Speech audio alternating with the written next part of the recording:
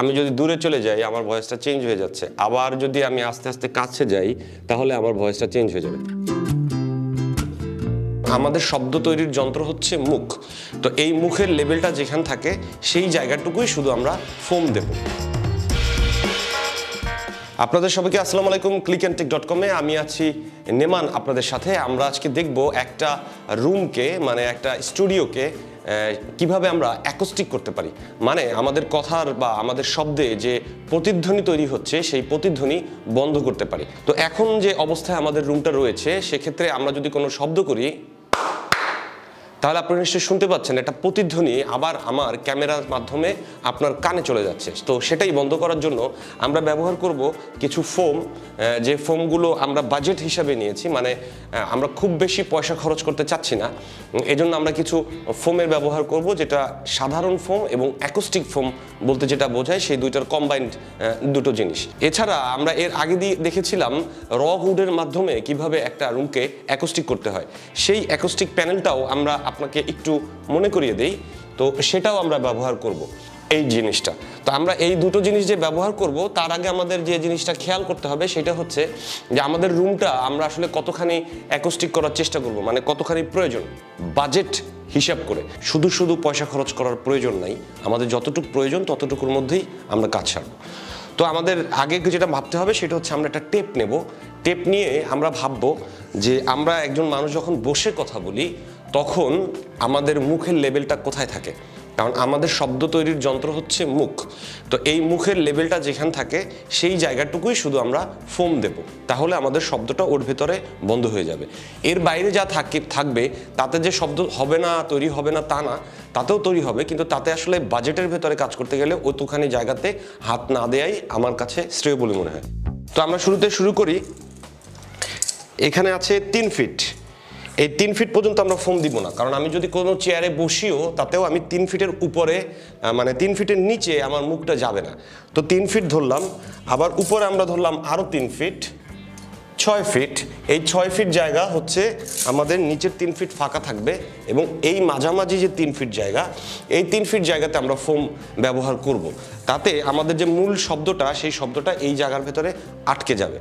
এইটুক ব্যবহার করবেন, আমরা করার পর আমরা দেখব যদি আমাদের প্রয়োজন বোধ করি তখন আমরা আরও বেশি জায়গাতে আমরা অ্যাকোস্টিক ফোমের ব্যবহার করব। এছাড়া শুধু করার প্রয়োজন নাই বাজেটের কথা মাথায় রেখে। তো আমরা যে ফোমগুলো নিয়ে আসছি সেগুলো আমরা এখন একটু খুলি এবং সেগুলো দেখার চেষ্টা করি যে ভিতরে আসলে কি ফোম আমরা এনেছি।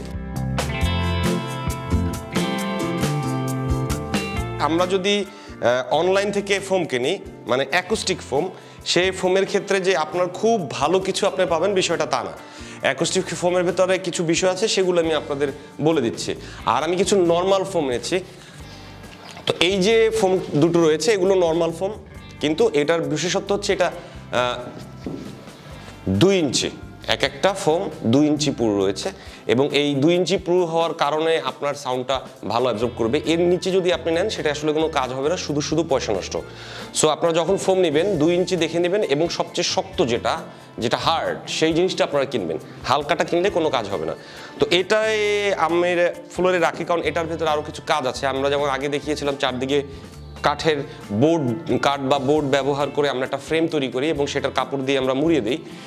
তাতে যেটা অ্যাডভান্টেজ হয় সেটা পোর্টেবল হয়, আমরা যেটা দেখালাম একটু আগে। তো সেই জিনিসটা করবো এটাতে, যার কারণে এ দুটো আমি আপাতত রেখে দিই। আর এই হচ্ছে আমাদের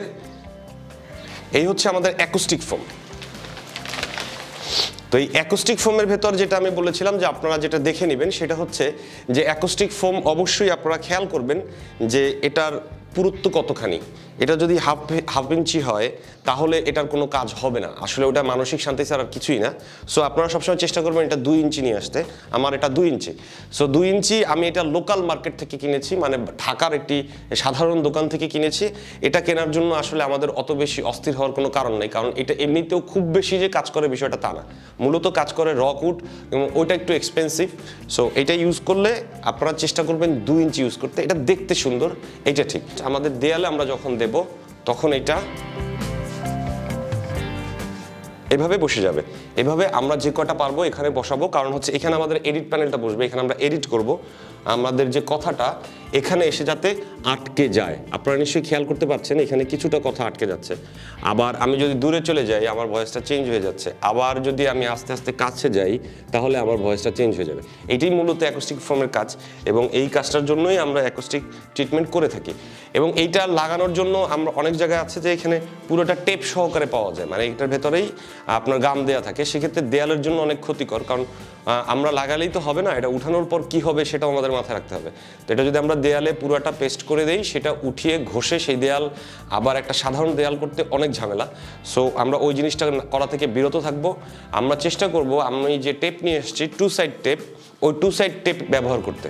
তো চলুন আমরা আস্তে আস্তে এই 2 সাইড ব্যবহার করে বেশ কয়েকটা অ্যাকোস্টিক ফোম দেয়ালে পেস্ট করে দেই। তো আমরা 2 সাইড টেপটা নেওয়ার পর আমরা আগে ফোমগুলোর উপরে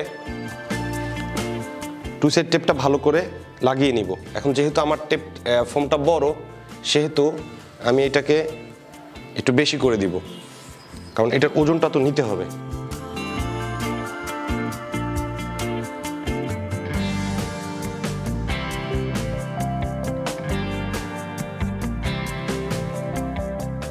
আগে দেয়ালটাকে হালকা পরিষ্কার করে নেব, কারণ দেয়ালে যদি ধুলা থাকে তাহলে আমার এই টেপটা ধরবে না।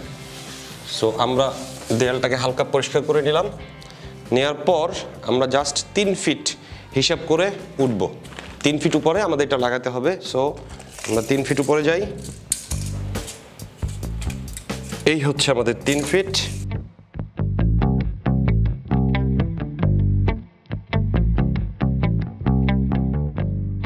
এইটা হচ্ছে বাজেট। আমাদের যদি অ্যাকোস্টিক করি একটা রুম বা একটা ভিডিও স্টুডিও, সেক্ষেত্রে এইটা হচ্ছে একেবারে সস্তায় করার সবচেয়ে ভালো উপায়। আপনার যতটুকু প্রয়োজন হবে ঠিক ততটুকু জায়গাতেই আপনি অ্যাকোস্টিক ট্রিটমেন্ট করবেন, তার বাইরে আপনি করবেন না। তো চলুন আমরা এভাবে সবকটা করি এবং আপনাদের বোঝানোর চেষ্টা করি মূলত জিনিসটা কী দাঁড়ায়।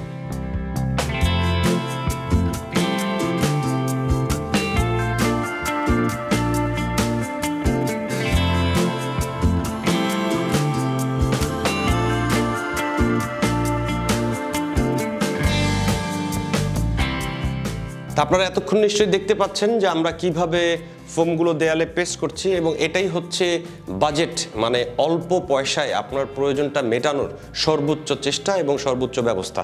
আমাদের আর 2 পিস ফোম আছে, এই 2 পিস ফোম আমরা আগে পেস্ট করে নেই।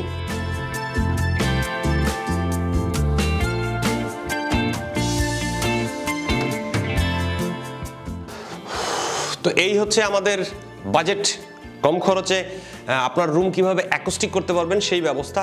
তো আমরা নিশ্চয়ই আপনাদের পরিষ্কার বোঝাতে পেরেছি প্রত্যেকটা জিনিস আপনারা কোথা থেকে কালেক্ট করতে পারবেন এবং এই জিনিসটা আপনাদের পুরোপুরি দাঁড় করতে কী কী জিনিসের প্রয়োজন হবে। অতএব আপনার রুমে আগে খেয়াল করুন যে আপনার রুমে কতখানি অ্যাকোস্টিক ট্রিটমেন্ট দিতে হবে, সেই হিসেবে আপনারা অ্যাকোস্টিক ট্রিটমেন্ট দেন। অতিরিক্ত শুধু শুধু পয়সা খরচ না করে এই টাকাটা আপনারা মূল জায়গায় খরচ করুন, যেখানে খরচ করলে আপনাদের মূলত একটা ভালো কন্টেন্টের জন্য আউটপুট বেরিয়ে আসবে। তো আপনাদের সবাইকে অসংখ্য ধন্যবাদ আমার সাথে থাকার জন্য। আমার সাথে থাকবেন clickandtech.com এর সাথে। আমাদের চ্যানেলটিকে লাইক করবেন এবং কমেন্ট করবেন। ধন্যবাদ।